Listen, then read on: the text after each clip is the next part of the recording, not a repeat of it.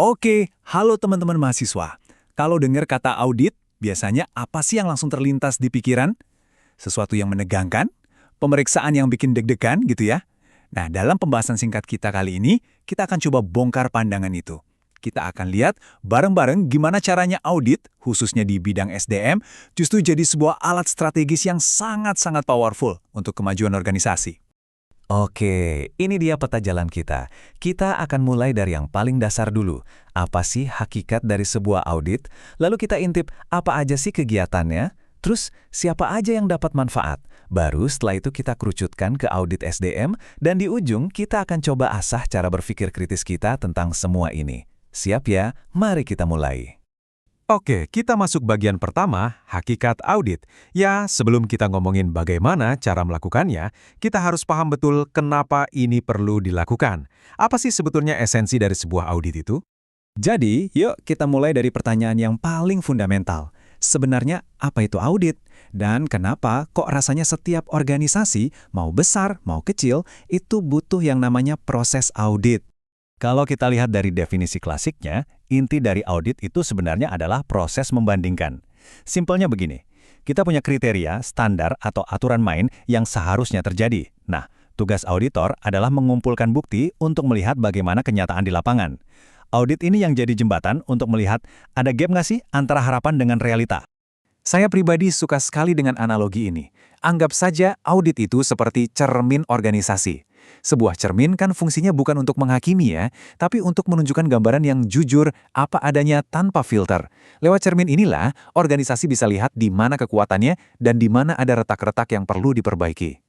Nah, ini penting sekali untuk dipahami. Audit itu beda jauh dengan pemeriksaan biasa. Kalau pemeriksaan biasa itu ya sifatnya cuma checklist. Laporan sudah dikirim? Sudah, selesai. Tapi kalau audit, pertanyaannya lebih dalam. Kenapa ya laporan ini sering terlambat? Apa akar masalahnya? Terus solusinya apa supaya ke depan lebih baik? Nah, disitulah letak nilai strategisnya. Kita lanjut ke bagian kedua, aktivitas dalam proses audit. Oke, sekarang kita udah paham kenapanya. Yuk, sekarang kita bedah bagaimananya. Sebenarnya apa aja sih yang dikerjakan oleh seorang auditor itu? Proses audit itu mirip-mirip kerjaan detektif loh. Pertama, mereka akan analisis dokumen dulu. SOP, kebijakan, laporan, ini ibaratnya mempelajari peta. Lalu mereka akan turun ke lapangan melakukan observasi. Selanjutnya, mereka akan wawancara orang-orang yang terlibat, yang disebut auditi. Semua itu dilakukan untuk satu tujuan utama, mengumpulkan bukti. Dan disinilah letak jantung dari proses audit. Ingat, kesimpulan audit tanpa bukti yang kuat itu ya cuma opini. Setiap temuan, setiap rekomendasi harus bisa dipertanggungjawabkan dengan bukti yang valid, relevan, dan tentunya cukup. Inilah yang membuat audit itu kredibel. Oke, dengan semua proses yang kelihatannya rumit ini, terus siapa dong yang diuntungkan? Mungkin kita berpikir cuma manajemen puncak saja ya.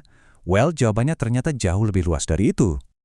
Ternyata audit yang dilakukan dengan benar itu menciptakan situasi win-win solution. Buat manajemen, ini jadi dasar kuat untuk mengambil keputusan perbaikan.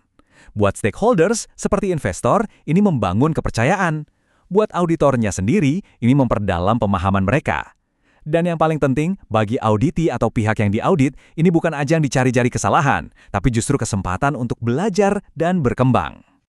Sekarang kita masuk ke bagian keempat dan kita akan lebih spesifik. Dari semua aset yang dimiliki organisasi, aset mana yang paling berharga sekaligus paling kompleks? Tentu saja, manusianya. Mari kita arahkan lensa audit kita ke area sumber daya manusia atau SDM. Dulu, fungsi HR atau SDM itu mungkin dianggap sekedar bagian administrasi, ngurusin gaji, cuti, dan lain-lain. Tapi di era modern, HR itu harus menjadi strategic partner. Nah, salah satu cara untuk memastikan bahwa fungsi HR ini benar-benar strategis dan memberi nilai tambah adalah melalui audit SDM. Audit SDM akan menyasar area-area yang paling krusial dan beresiko. Contohnya apa? Proses rekrutmen. Ada risiko nepotisme atau salah rekrut orang nggak?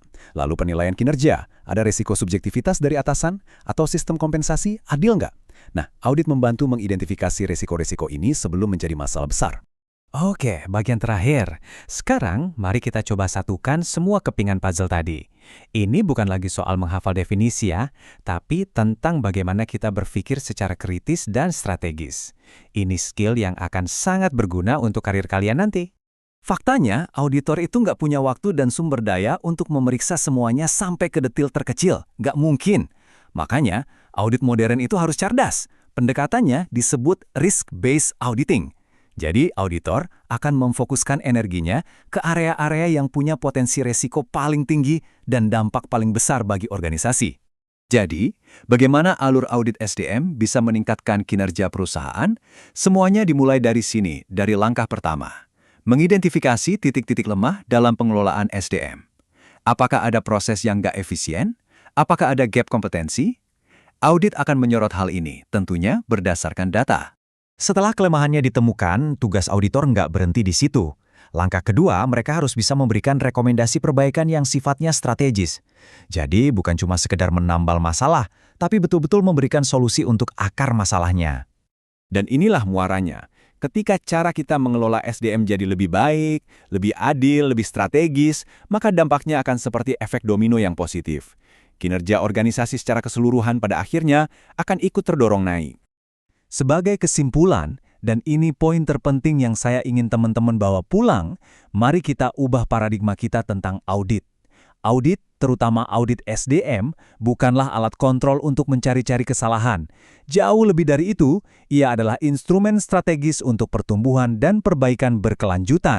Jadi, untuk karir kalian di masa depan, saat nanti berhadapan dengan proses audit, entah sebagai yang diaudit atau bahkan mungkin kalian yang menjadi auditor, coba tanyakan ini pada diri sendiri.